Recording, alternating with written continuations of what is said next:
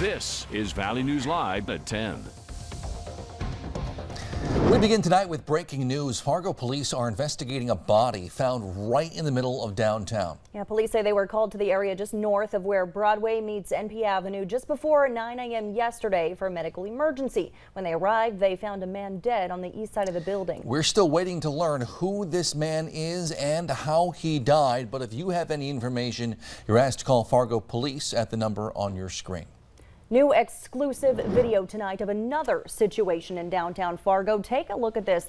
This video was taken just after 2 a.m. yesterday in the 10 block of North Broadway. A man appears to assault a passenger before they both fall out of a moving vehicle and start to fight.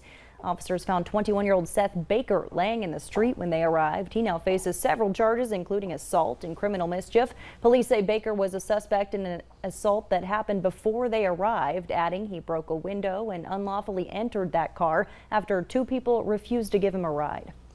Check out this video sent in by a viewer of a tornado near Turtle Lake, about halfway between Bismarck and Minot, around 6 this evening. This is just one of a few different tornadoes spotted in McLean County today. Our first alert storm team is tracking the risk of some storms bubbling up in our area tonight as well. Forecaster Summer Schnellbach joins us now with the latest. Summer. Thank you so much, and good Monday evening, everyone. Thank you for joining us. Here's what radar looked like when that tornado came through. Actually, it was twin tornadoes. One tornado warning split off into two.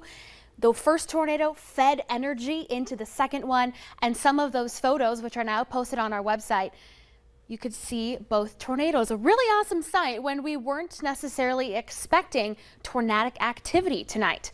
I don't expect tornadic activity across the Red River Valley this evening, but wind and hail are possible through parts of the overnight hours. Most of those storms right now are still swirling up near Winnipeg, and they really haven't gone anywhere over the last couple of hours. Just kind of stationary, bringing a lot of rain, a lot of thunder and lightning. Over the next couple of hours, you can see just even now a few spotty storms starting to break off from there. We have a few passing showers in parts of northwestern Minnesota, a few storms in southwestern North Dakota. Overall, very spotty in nature right now, but still watching that risk for severe weather here over the next several hours. Temperatures right now are primarily in the 60s and 70s, 73 in both Fargo and Grand Forks. Any storms that develop in this dark green shaded area is where we'll be watching here over the next few hours. From now until about maybe 2, 3 in the morning, the better chance for thunderstorms here in Fargo will come just before the sun comes up. We'll have your hour-by-hour forecast of when you might expect some thunderstorms here in just a little bit. Sounds good. Thanks, Summer. New tonight, a missing Red Lake man was found dead this afternoon. Police say 39-year-old Terrence Nadeau Jr. was found in a rural area west of Red Lake near his vehicle, which they say he'd driven down an overgrown fire trail. He was last seen August 8th after being released from Tri-County Community Corrections. We're waiting to learn how he died. New information surrounding the death of convicted murderer Chad Isaac. The North Dakota forensic medical examiner confirms Isaac died by suicide from hanging at the state prison on July 31st. Isaac was serving a life sentence for the murders of 4 people at RJR Maintenance and Management in Mandan back in April 2019. The life of former Clay County Sheriff Bill Bergquist was honored today. Memorial services were held at Nemzek Hall at MSUM. Bergquist was beloved by his family and the community, serving in law enforcement for more than 40 years. In these times of disagreement and discord, we could all channel a little of Billy Bergquist in our hearts and in our actions. Bergquist died July 29th after a battle with Alzheimer's. He was 64 years old. You can see more of today's services on our website, valleynewslive.com. New tonight at 10, a driver was hurt in a fiery crash this afternoon. This happened just after 1 in rural Davenport. The Cass County Sheriff's Office says a semi driven by a man from Florida struck a pickup on County Road 15, driven by a 20-year-old man from Walcott. The pickup caught fire and is being considered a total loss. The driver did get out of that pickup, though, before the fire started. He suffered non-life-threatening injuries. The driver of the semi was cited. A Crookston girl received a special honor tonight at tonight's FM Redhawks game after living through an unspeakable tragedy. Valley News Team's Nishay Taylor was there and gives us a look. It's been a long journey for 11-year-old Kaylee Acevedo, and after defying all the odds, the FM Redhawks are celebrating the young girl with the ceremonial first pitch. Round of applause for Kaylee Acevedo.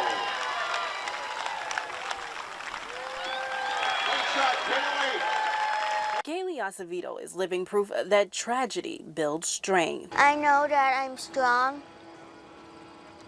and I know I can do it. The young Crookston girl threw the first pitch at Monday night's Redhawks game, a special moment in honor of her journey. Kind of see her throw the first pitch is pretty cool. Last year, Kaylee was struck by a semi at a corner sidewalk of an intersection in Crookston. She then became trapped under the wheels, leaving her severely injured. The young girl spent almost 5 months in the hospital. It was pretty rough. I just remember just looking at the monitors and just seeing, if anything was beeping, changing. The ordeal left Kaylee fighting for her life. She suffered from a broken femur and her leg was amputated. But Kaylee's mom, Rhonda, says she has come a long way since that horrifying day. Learning how to sit up, that was just painful, just sitting up. Just to now, just getting down to the floor and getting back up by herself. Rhonda says she's had to be strong for her little girl through the trauma, but it wasn't an easy thing to do. I just had to keep going. If she wasn't here, I don't know what I would have done. I don't think I'd be as strong. But with life now different for Kaylee, Rhonda says she wouldn't have it any other way. She was here. That's all I could be grateful for. And Kaylee says she is thankful for her mom for sticking by her side. She never lets me down, and I love her all around the baseball court. But not only is she grateful for her mother, little Kaylee says she is appreciative of the overwhelming support from the community. Thank you, guys. Kaylee will be returning back to school this year. She says she is excited to see her friends once again after missing out on the year while in recovery. In Fargo, Nishay Taylor, Valley News Live. The city of Crookston has already started taking some measures to improve pedestrian safety following Kaylee's incident. Governor Bergquist has now issued a statement in response to the Fargo School Board voting to forego reciting the Pledge of Allegiance before their meetings. Bergquist says students in every public school in North Dakota, along with elected governing bodies and those who attend their meetings, should have the opportunity to recite the pledge. His administration is creating legislation to guarantee that opportunity exists. 3 North Dakota lawmakers have already agreed to help with that legislation. Work on that will start when the legislative session begins in January. North Dakota voters will decide whether or not to legalize cannabis in the upcoming November election. A committee submitted more than 20,000 signatures to get that measure on the ballot. If the referendum passes, it would allow those 21 and over to possess up to 1 ounce of cannabis and small amounts of cannabis products, have up to 3 cannabis plants, and open cannabis businesses and sell produce and products which would be tested in state labs. However, adults would not be allowed to consume the products in public. New information on potential nurses' strike in Minnesota. The Minnesota Nurses Association voted today on that potential strike. They plan to announce the results of their vote tomorrow morning. If they approve, about 15,000 nurses in the Twin Cities and Duluth area will strike after a 10-day notice. They're negotiating for better wages, more time off, solutions to short staffing, and better patient care. New at 10. TikTok trends have wreaked havoc in the past, but a new challenge is encouraging some people to actually film themselves breaking into and stealing Hyundai cars. The Kia Boys videos have sparked more crime across the country, especially in surrounding states. One Moorhead resident suspects they were a victim of that trend just last night. Valley News Team's Cooper Shagana has our story. We both go to the side of the car because we saw where they were standing, and my back window was gone. Tiana Taylor is a college student at Concordia. Last night, outside her apartment, she discovered her Hyundai was vandalized, with a window entirely busted out. It's honestly exhausting. I'm a poor college student. I know it's not too bad to fix a window, but it's just money that I was not ready to spend. Her roommate saw it all happen. When Taylor ran out to the car, the vandals ran away. But this isn't just a Taylor problem or a Moorhead problem. Over the past month, there have been 20 police reports in Fargo for stolen vehicles, plus a handful of other vehicle break-ins. I called the police immediately after and filed a report, and the police said that they know that they can't find the suspect, which kind of stinks. This is exactly how the Kia boys pull off their crimes, by breaking in through windows and exploiting a design flaw in the car's steering columns. To protect your car, consider installing an alarm, parking indoors whenever possible, and looking into ignition safeguards. In Fargo, Cooper Shagana, Valley News Live. They've been taking the city bus in the meantime, but they say whoever is participating in these crimes should just give it a rest. New tonight, a popular West Fargo restaurant is expected to open back up sometime later this week after a kitchen fire spread to the roof at Spitfire more than a week ago.